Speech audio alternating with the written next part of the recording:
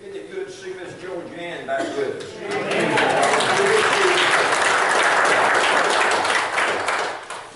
It's good to have Sandra and Wilson all the way back to Texas. And some others have traveled. We appreciate your presence here today. It's a blessing and delight. Preachers enjoy preaching to big crowds. So we're looking forward to a Christ-filled service today. Amen. Now, if you have your Bibles, I want you to turn with me to the Gospel of Luke chapter 2. Now, we're not going to have a text read because we're going to read it as we go through the message, okay? I want to speak to you this morning on I'm dreaming of a right Christmas. Now, we all know that secular song, I'm dreaming of a white Christmas. I get flabbergasted when I see that on the screen. Now, we had a white Christmas up in West Virginia. All the way to Virginia, down the mountains, all the way to Charlotte. We had plenty of snow, okay? And the only thing you're going to get around here is a wet Christmas. You need to understand that, right? So if you want white Christmas, you want snow for Christmas, I suggest you go north. Go north. And you might have that white Christmas. But more important than a white Christmas that we all kind of bring on as little children, we want to see that snow and ground, something to play in and make snow clean. It's more important to have a right Christmas. And I want to share with you this morning three reasons, or three ways, I should say, to have a right Christmas. Now, we talk about joy, we sing about joy and all the happiness included, but you already know, and I've told you this before, and you've heard it from other people, that Christmas is the most depressing time of the year. People get depressed because they don't have any money to buy presents, they think gifts, and they've been what you call programmed this way. The gifts and giving gifts is always the meaning of Christmas. Well, you know, brothers and sisters, let me tell you something. People can do with a lot less. Amen? Amen. If we would learn that lesson early in life, we would be better off. We can do with a lot less. Then people get depressed because they don't have nobody. You see all around, you know, all the friends and things that are going on around other people, and they don't have anybody, so they conclude that I cannot have a good Christmas without somebody. Well, friends, I want you to know this. There's someone waiting to come into your life and be real to you and be the greatest meaning of Christmas that you ever had. His name is Jesus. Amen. And it's good to have friends, but the best friend that you could ever have is Jesus Christ, that can help you through any kind of depressing moment that you might have. But more suicides at Christmas time than any other time. More liquor flows at Christmas time than any other time. I remember a song that John Denver wrote years ago. I ain't gotten the message. I'm just chasing rabbits right now. You're not going anywhere. Not till I say amen. Right now, you're not going anywhere. I remember my wife used to love John Denver, and I remember one song that John Denver sang quite often. I don't know John's relationship with Christ. I don't know if he had one, but please, Daddy, don't get drunk at Christmas. That's a good message to have, isn't it? Yeah. But more liquor flows at Christmas time than any other time. You see, alcohol is the only drug, I guess I should say, that is a stimulant and a depressant at the same time. That means that you can freeze to death if you have alcohol in your system and never know it, because you don't know you're cold. I think that's what's going on when I see these below temperature freezing at ball games in Green Bay and these people out there with no shirt on. Yeah, they've been nipping. They've been nipping. Well, I want to ask you or tell you this morning, do not get caught up in the hustle and bustle of Christmas. Just don't do it. Commercializing and especially the greed. Good. I don't like the greed that goes on at Christmas time. It creates emptiness in your heart and a void in your heart that nothing can fill and satisfy. So that means, friends, when we got close to that day, you be ready to do some kind of harm to your body if you get caught up in that. But I want to share with you the best Christmas that you could ever have, and I want you to write these down. Like we used to say when we was a little boy, put them in your pipe and smoke them. These three things, friends, are worth having in your life if you can just grasp the meaning. You want to have a happy Christmas? Say amen. Amen. Well, I'm going to tell you how. I'm dreaming of a right Christmas, a happy Christmas, whatever you want to call it. To have the best Christmas that you have ever possibly had, make room for Jesus in your life. Amen? Amen. chapter 2, verse 1, and it came to pass in those days there went out a decree from Caesar Augustus that all the world should be taxed. This taxing was first made when Cyrenius was governor of Syria. And all went to be taxed, everyone to his own city. Joseph also went up from Galilee out of the city of Nazareth into Judea to the city of David, which is called Bethlehem, because he was of the house and lineage of David, to be taxed with Mary, his espoused wife, being great with child. And so it was that while they were there, the days were accomplished that she should be delivered. And she brought forth her firstborn son, wrapped him in swaddling clothes, and laid him in the manger, because there was no room for them in the inn. And that was the beginning of Christmas, and that, brothers and sisters, became the real meaning of Christmas. Now, we, including myself, have taken up task with the innkeeper. Okay? Here he was telling the pregnant woman. Now, imagine this. It's late at night. There's a knock at your door. The door opens and there's a pregnant woman, great with child, standing at your door. Sir, do you have any room? And then he says there's no room at the inn. Now, we give him the benefit of the doubt, and we say, oh yes, listen, there's stable room, and we'll put you like that. But he's kind of like Judas. His part had to be played. Because in the message where it says there was no room in the inn, friends, that becomes poetic, and it also becomes prophetic. Because it pictures the world that we live in. As you look at everybody going about buying presents and doing this and that and the other, and we wonder how many people today really have provided room in their hearts for Jesus. Now, they provide room in their hearts for a commercialized Christmas. And they provide room in their hearts for absolutely everything under the sun except Jesus. I promise you, brothers and sisters, there's room in our hearts today for sports. Oh yes, that's become America's God. Sports this, sports that. Basketball, football, baseball, hockey, you name it, just day in and day out, over and over again. We love those sports. We teach them to our children when they're little. They stay with them their whole lives. And sports are good to keep people out of trouble. But friend, let me tell you something. It's not very good to have sports as your God. It's not very good, brothers and sisters, when you teach your children to sublet the church in order to go play a ball game. Something has to change there. And what has to change is you have to take your heart and say, wait a minute. Sports is not going to sit on the throne of my life. I'm going to make room for Jesus Christ. Sometimes we make TV a God. Sometimes we make room for our job.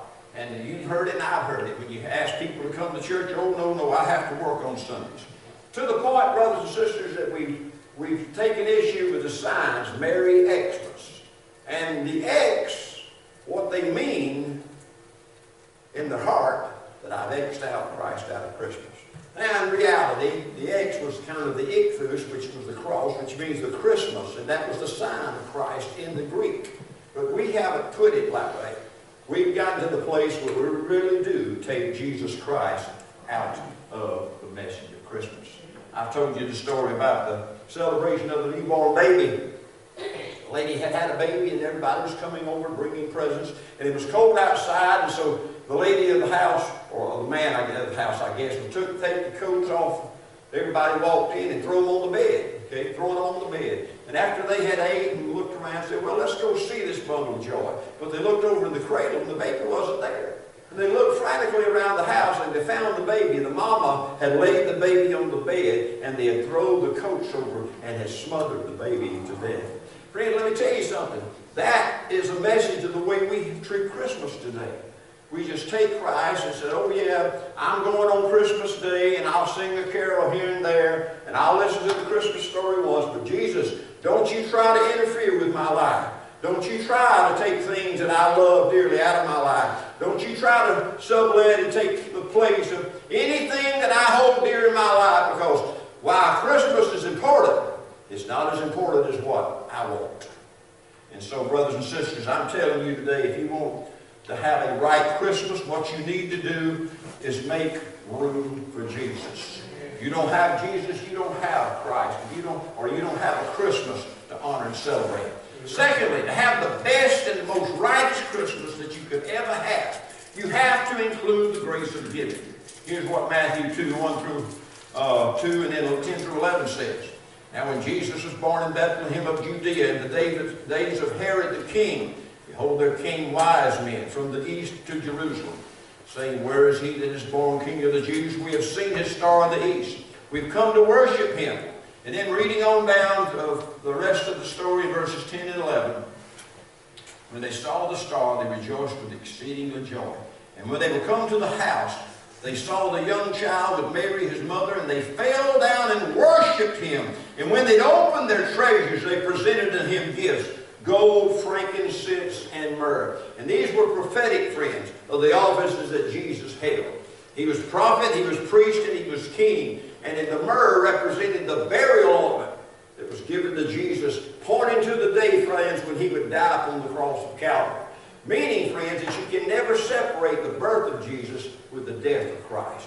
When we talk about Christmas, never forget that he was born to die. He came to this earth for the sole purpose of dying. But anyway, the second point is if you're going to have a merry and a right Christmas, you have to learn to give. So, preacher, that's all I hear out of you. Give, give, give. You're right. Let me tell you something. Well, somebody said, preacher, you ain't got a bashful bone in your body. You don't mind asking anybody for anything. And that is absolutely true. But I never ask anything for myself. I always hold my hand out and say, would you help this person? Would you help this cause? That's the way, friends, that Christians learn to live. Giving of themselves and giving of the gifts that they have so that Christ can be honored in the lives of other people. Jesus used this in the life that he lived. He talked about the widow's mite, how the Pharisees had given little pennies, and that's kind of the way the church folks are. Well, I'm going to keep this $100 bill, Lord, and I'll give you a George Washington. By the way, did you know that George Washington is the most religious preacher that, most religious president that ever lived? Did you know that? He goes to the altar every Sunday. Every Sunday. You'll get that after a while. But then he went to the widow's mite. He went to the widow's mite and he looked, oh, brothers and sisters, and she gave him what she had. And God took note of it. That's what I want the Lord to do. I want him to be able to look down from heaven and look at that heart and that life. Look how sacrificially they're giving. And mind you, brothers and sisters, God not only knows what you give, he also knows what you keep. You see, the Bible says that one day Jesus went over in the temple and he sat right next to the treasury where people were bringing money in. Now, I could never do that. Wouldn't that be something? That when the offering was given, I walked around and seen what you put in here and there. She said, yeah, I know where you were. Yeah, that ain't much. But Jesus, he can do what he wants to. And he did just that. And he knew, brothers and sisters, what people were giving, but he knew what they also kept. And so, friends, I want you to always give sacrificially. We have many things to give to for the glory of God. We have our honeymoon. I hope we'll reach our goal and surpass it. I compare sometimes our goal with the other churches' goals, and I said, sometimes, friend, I think we could give a whole lot more. I know churches, brothers and sisters, who have given way up into the thousands. They use all year long to take up Lottie Moon. You see, this money is important to missionaries. It builds schools and hospitals and churches all around the world, friends, so those missionaries can have a place to work and serve God. So it's important for us to have that and do that. But none of that takes place, friends, unless we learn to give sacrificially. Somebody said, to give until it hurts. Well, that's right. That's the way Christianity is. And we take our example from Jesus Christ himself, right? Isn't that right? Look what Jesus gave. He left the throne of glory. Did he ever second guess what he was doing? I don't think so. And he came down to this earth. And the first thing that Jesus gave was his pride. Yeah. He couldn't. You see, the Bible says he became a little lower than the angels, a little lower than man, to become the servant and the slave of man. He did that, brothers and sisters, for us. He became a slave to the ones that he wanted to reach. He gave all of his pride up for the glory of God. You see, friends, this ain't none of my business. But you know, when I'm counseling people for marriage problems, I say, what you need to do is learn from Jesus. He became a slave to the people that he loved. I've actually heard folks make this statement. I ain't going to be their slave. Well, let me tell you something, friends. You're not following the example of Jesus because he became our slave. He did. And if you really want to have a good marriage, you learn to become the slave of the person that you're married to. Huh? I ain't making this up. It's in the Bible. Jesus loved the church and gave himself totally for it. Good marriage counseling. Be the slave. You want a good marriage? Always learn to say yes, dear. Amen? Your marriage will last a long time. Now that's a joke, but the fact that you being a slave to the person you say I do is not. Waiting on them hand and foot. Loving them beyond measure. Forgiving them when they wrong you and they will wrong you. That makes a strong relationship. And it makes for a tremendous marriage. You see, I'm just overwhelmed this time of year. I think about Miss Cheryl Dunning there. We took a trailer over her house to pick up stuff for Christmas. And I'm not lying to you, friends. She had 2 rooms stacked to the ceiling from the walls of things that people had gave from Ebenezer Baptist Church to take up to the hills. And there she was laboring, brothers and sisters, putting all those stuff in boxes and bags. I think about, brothers and sisters, the hearts and lives of the people who gave so sacrificially, who gave dollars so the ministers in West Virginia could serve. And all those ministers are bivocational. That means they worked a secular job. And how grateful they are. And some of them we met was for the very first time. And they were just overwhelmed, friends, and how much they appreciated the love that we showed to them. Oh, you can't make that stuff up. You have to learn, brothers and sisters, to give sacrificially. You know, that's the way William Booth did. He said, well, why do you give them all that food? Well, William Booth said it better than anybody. He said this: nobody can hear the gospel on an empty stomach. You can't listen to the gospel on an empty stomach. It was said that he preached the greatest graduation ceremony that ever been preached, or whatever you do at the ceremony, at Oxford University in Europe. He got up and he uttered 3 words: others, others, others. And he sat down and he got a standing ovation. Friends, that's what you have to learn. That's the message you have to learn. The more I give, brothers and sisters, the great God shines in my life. And the more I give, the more blessing I become to other people. The preacher got up one Sunday and said, I want this church to know I got some good news and I got some bad news. Said the good news, this church has the money to do anything it wants to do. I said, praise God. The bad news is you're sitting on it.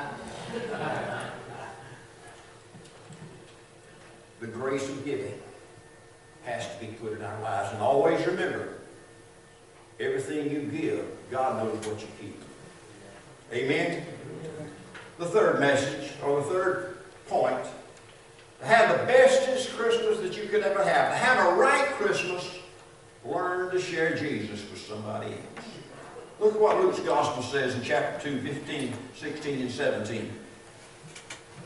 And it came to pass, as the angels were gone away from them unto heaven, the shepherds said one to another, let us go now even unto Bethlehem, and see this thing which is come to pass, which the Lord has made known unto us. And they came with haste, and found Mary and Joseph, and the baby lying in a manger. And when they seen it, they made known abroad. Underline verse 17. They made known abroad the saying which was told them concerning this child. Have you ever thought that a baby can't speak for itself? But that baby, brothers and sisters, resonated to everybody around them. Let's tell everybody about the good news of what Jesus has done, of coming to the world to save sinners, of who I am chief. You see, brothers and sisters, God gave us a message. He told the angels, the angels told the shepherds, go tell, go tell, go tell. We sing about go tell it on the mountain. Well, unfortunately, we ain't got no mountains right here, so we have to go tell it in the swamp. Okay?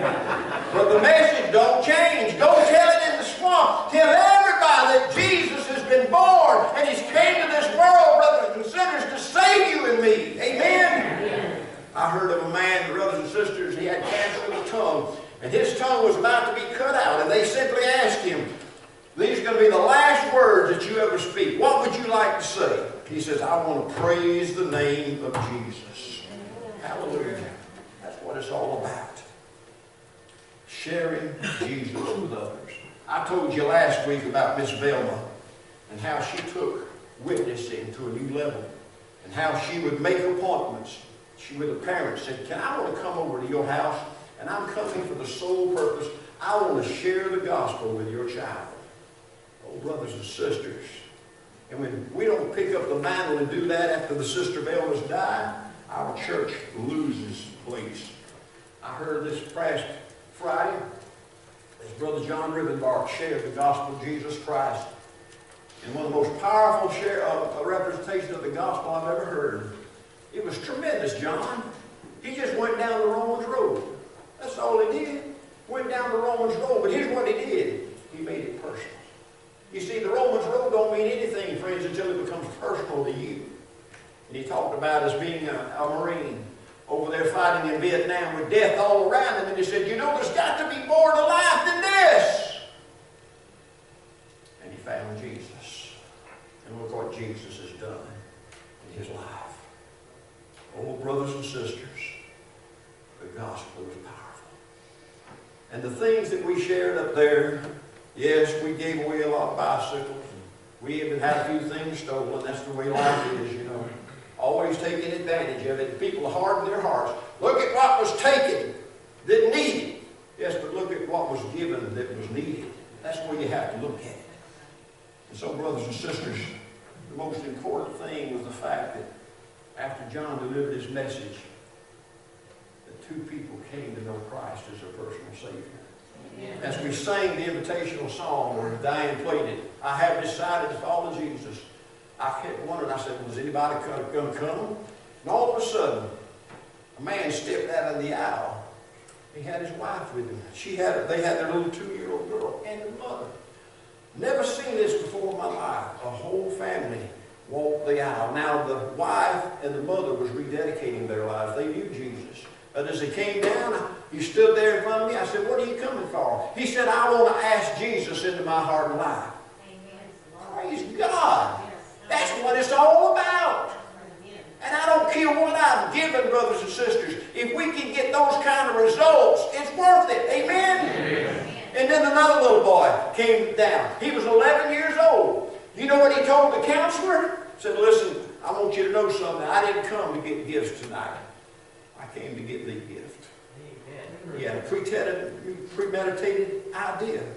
He said, I'm going to come to church tonight, and I'm going to ask Jesus in my life. Praise the Lord. Sharing Jesus. What it's all about. You're not going to have a good Christmas unless you follow God's message. So go tell. Go tell. Go tell. What do you need from Jesus this morning? We're going to stand. We're going to have a prayer. We're going to sing an invitation to Him. And as the Holy Spirit of the living God moves His way from pew to pew, from person to person, I want you to respond as you're glad you responded one day when you stand before God. You need Christ this Christmas. You need to recommit yourself to Christ. You need to reevaluate the meaning in your heart of Christmas. Come. Just come. The altar's open for whosoever will. Let's stand. Bud, come lead us.